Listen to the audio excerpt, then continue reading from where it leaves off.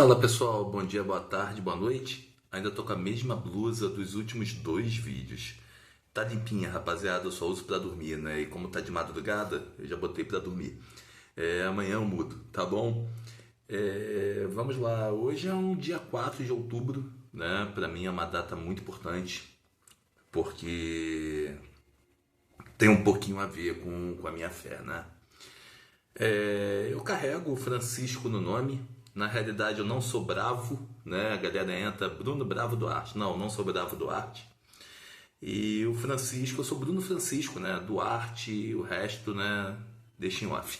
Mas o Bravo é uma homenagem que eu fiz ao meu avô Délio, né? Ele sim é da Bravo, era Délio Bravo Duarte. Tem um pouco de relação com numerologia. Curiosamente, depois que eu passei a adotar, minha vida fez isso, né? Era assim, né? Fez isso. E o que envolve também o canal do YouTube, né? Que teve um crescimento enorme, assim. Então, quero agradecer a vocês, né? Antes de entrar no assunto desse vídeo. E o Francisco, né? Foi uma homenagem dos meus pais a São Francisco de Assis. Hoje, né? A Igreja Católica e a Anglicana também comemoram a data do santo, né? Da cidadezinha de Assis. Minha mãe era muito devota de São Francisco. O meu pai tem o Francisco no nome, não sei se o Francisco do meu pai tem relação com São Francisco de Assis, tá? Não sei. O meu irmão também, né? Meu pai e irmão são Cândido Francisco, meu irmão não é Júnior. Meu pai parece que queria botar o Júnior, só que minha mãe foi resistente porque minha mãe tinha aquele lance muito de família, da família dela. E minha mãe falava assim: e se eu só tiver um filho, né? Vai acabar minha família, né? Que era a família Duarte. Então minha mãe bateu o pé, meu irmão não foi Júnior, foi Cândido Francisco Duarte, o sobrenome do meu pai, né? E eu nasci, né? Bruno Francisco. O meu caso, tá? Não sei se é o caso do meu irmão, mas o meu caso foi uma homenagem ao santo católico. E desde criança, rapaziada, eu fui criado amando esse santo, né? Digamos assim. Então eu tenho duas imagens dele, né? Eu tenho uma de mármore, que tem uma história bem curiosa, e tem uma de madeira que eu comprei lá em Ouro Preto, toda talhada na madeira. Depois eu mostro, em outro vídeo eu mostro.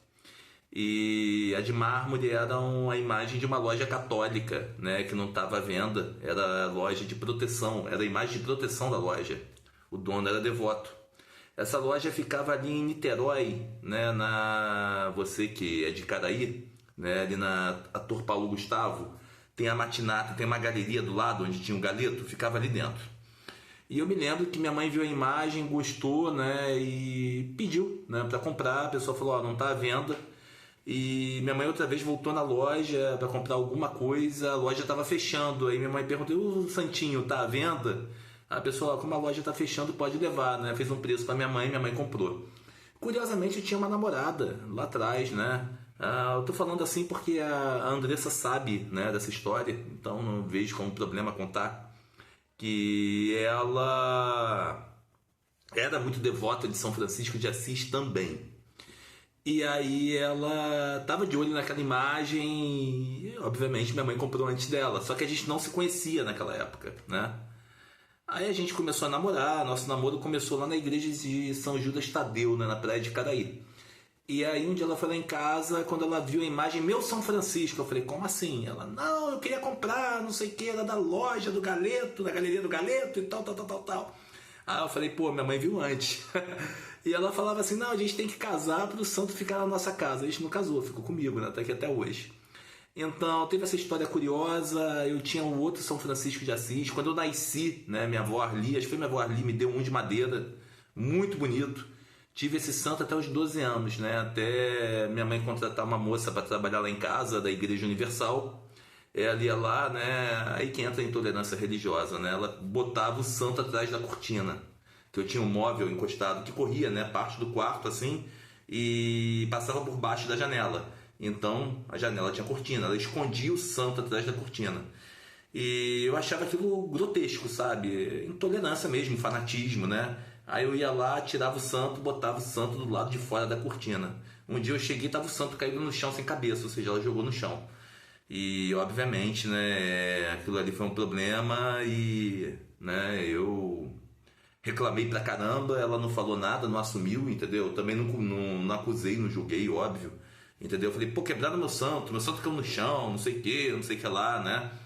Eu sei que deu uns 3 meses depois, ela falou que era obreira da Universal, que estava indo embora, que ela procurava emprego para ficar de passagem para tentar converter a família. Como ela não conseguiu, ela foi embora, né? Mas com certeza foi ela. Eu escondi os santos, escondi o São Judas Tadeu do meu irmão. O meu irmão, quando nasceu, ganhou o São Judas Tadeu. Ele tem esse santo até hoje.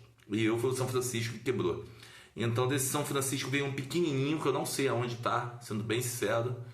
E depois minha mãe me deu esse bonito, grande tal de mármore, né? Que ela, uma época, ela falou assim: saiu um pouquinho do dourado, do cromado dos passarinhos. E ele é branco com cromado, né? Tinha um cromado dourado, né? As aves e tal, que tem que ele segura, né? Aí minha mãe, eu vou jogar fora. Eu falei, não, meu santo não, né? Eu mando restaurar ou deixa assim, né?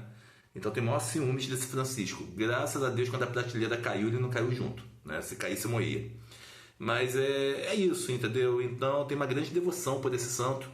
E para mim, assim, sabe, em termos de igreja católica, a gente falando, eu acho que as pessoas falam muito de Martinho Lutero, né, como pai da reforma protestante, foi ele que reformou a igreja.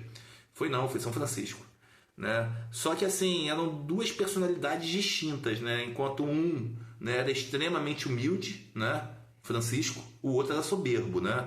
O outro tinha um conhecimento muito grande teológico. Lutero era doutor em teologia, né? E não era qualquer um, mas ele era soberbo, ele se achava melhor do que todos ali e queria impor, né? Engulam o meu discurso, né? 95 teses foi isso, ele foi na porta da igreja, ó, pá, pá, pá, pregou, né? E tava ali. E o curioso das 95 teses, né? As pessoas pensam, porque Lutero não sei o quê, Lutero era protestante, evangélico. Não, ele era católico. Né? Ele não era evangélico, a reforma mesmo evangélica veio lá do pensamento calvinista, o luterano era católico. A questão do Lutero não era tipo assim, modificar a igreja, né? Criar uma igreja nova. O Lutero ele questionou, né? As 95 teses, se você analisar, grande parte é relacionada à administração da igreja, ao Papa, né? Não é relacionada assim a teologia da igreja católica, a filosofia, não tem relação nenhuma, são, né, críticas institucionais. Então ele criticava as indulgências, ele criticava o Papa, né, as condenações da igreja. Então ele não chegava e falava assim, olha, essa igreja é do diabo, né, como muitos fazem. Não, ele falava, né, que pô, isso está errado, né? Essa forma de tratar, né, o fiel, tem que comprar indulgência para ir para o céu, isso não é de Deus, é errado. Né? Então ele questionava a conduta da igreja, não a doutrina da igreja, né? E o luteranismo, se você for ver um culto, né? Hoje tem duas igrejas luteranas no Brasil, né? Tem a ISLB, que é a Igreja Evangélica de Confissão Luterana do Brasil, e tem a IELB, que é a Igreja Evangélica Luterana do Brasil. A ISLB é um pouco mais modernizada, tá? Eu acho legal, mas não é minha vibe, não. Agora, se você for um culto da IELB, é igualzinho uma missa católica, ainda mais que o concílio, né, Vaticano II, a missa de Paulo VI, ela é uma inspiração da missa de Lutero. Lutero modificou a missa e o Paulo VI meio que, né, fez algo parecido para poder, né, competir com os protestantes que a Igreja Católica estava perdendo, né, naquela época. Então o que acontece? Acaba o padre de costas, né, para a comunidade, o padre celebra, né, na língua nativa, o padre... É o rito da missa moderna, né? Você liga na Globo de manhã, vai ver a missa do padre Marcelo Rossi, que não é a missa tridentina, é a missa moderna. O rito de Lutero é muito parecido, né, com o rito de Paulo VI. Então tem essa questão que eu acho bem curiosa a gente falar, né? Porque o luteranismo é católico. E eu, na minha caminhada, né, eu quis ser padre, não deu para ficar na igreja romana, eu fui passar, né, pelo clero nacional, trabalhei em igreja luterana, trabalhei em igreja anglicana. É que eu acho bacana, né, que tanto a anglicana como a luterana mantiveram, né, essa questão dos santos, obviamente com uma visão um pouco diferente da visão católica, né? O católico acredita em intercessão, os luteranos anglicanos não, só quem intercede é Jesus Cristo. Mas eu acho interessante, né, que os santos estão lá como exemplos de vida.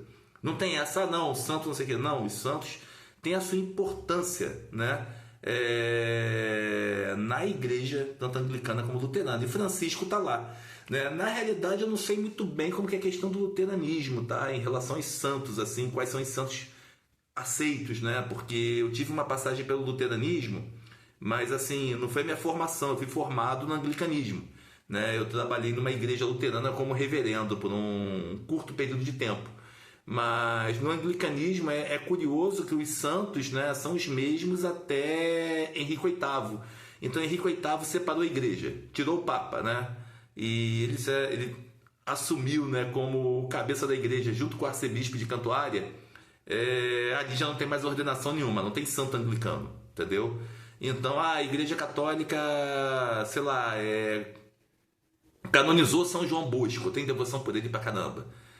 Depois de Henrique VIII, então não é santo anglicano. Aliás, essa foi a maior tristeza que eu tive no anglicanismo, sendo bem sincero. A Igreja Católica canonizou São José Maria Escrivá, do Opus Dei, mesma situação. Então tem essas questões, né, essas diferenças. Mas assim, Francisco veio antes, então é santo anglicano, acredito que luterano, acredito que católico.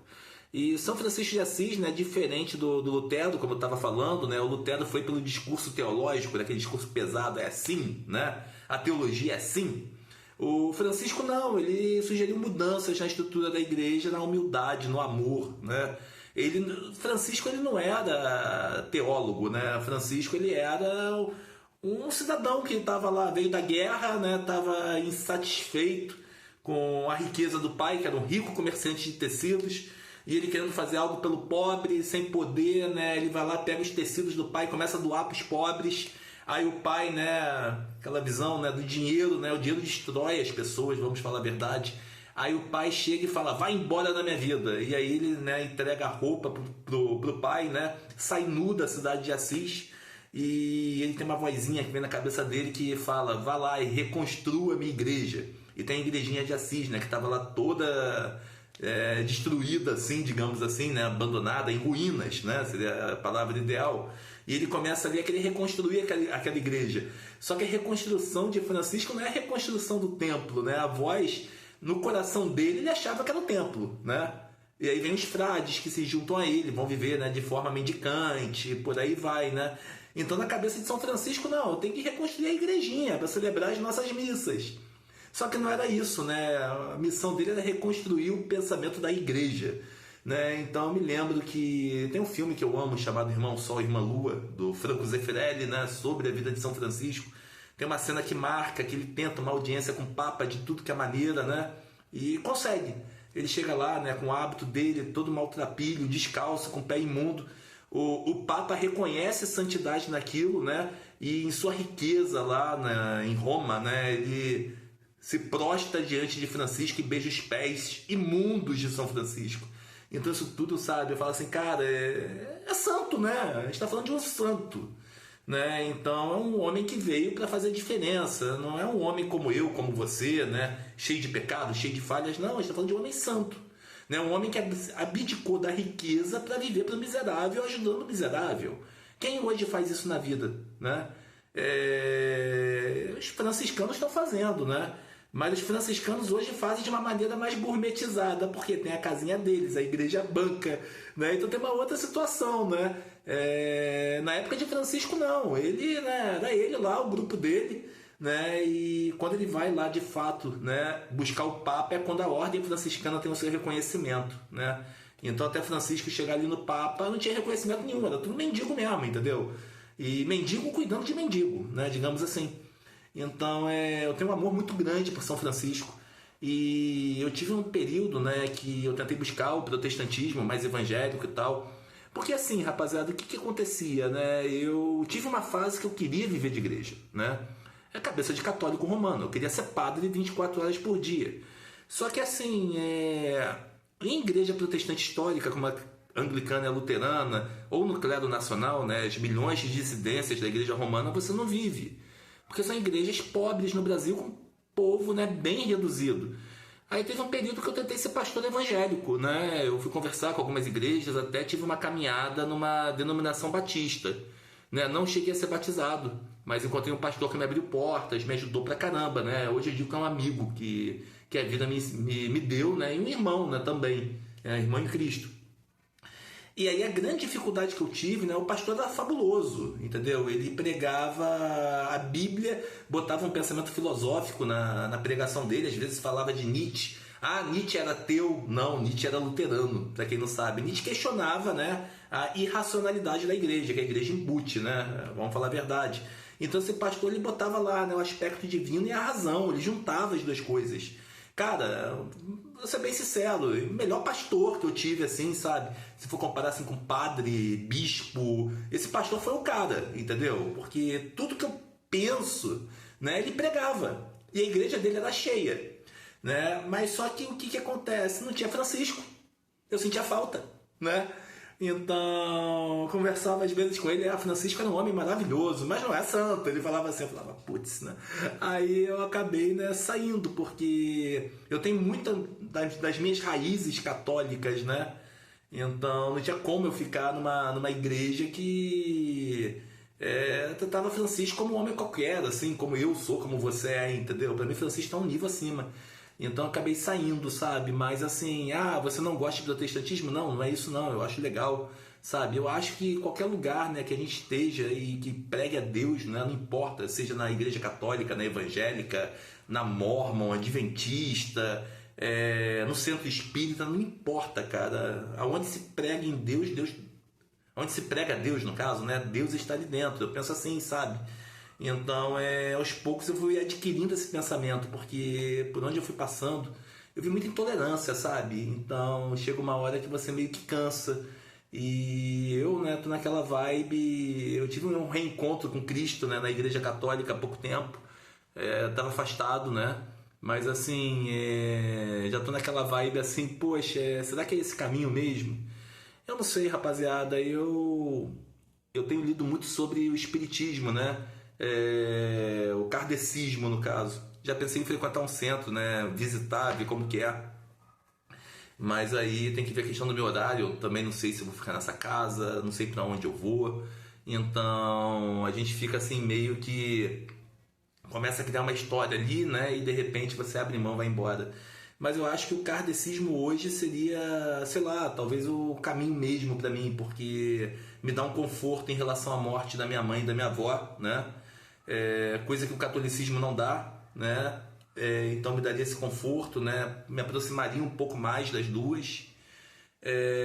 Quem sabe aí não recebe uma psicografia, né? E os santos estão lá, então eu acho às vezes que o caminho seria o kardecismo, né? Não sei. Quem sabe, né? Se Deus me botar lá, a gente gostar e ficar, pode ser uma, tá bom? Um abraço, até a próxima. E São Francisco de Assis, rogai por nós. Fabuloso, amo esse homem de coração e é uma grande inspiração pra minha vida, assim, sabe? Amo o Chiquinho, não tem como fugir disso. Valeu, um abração.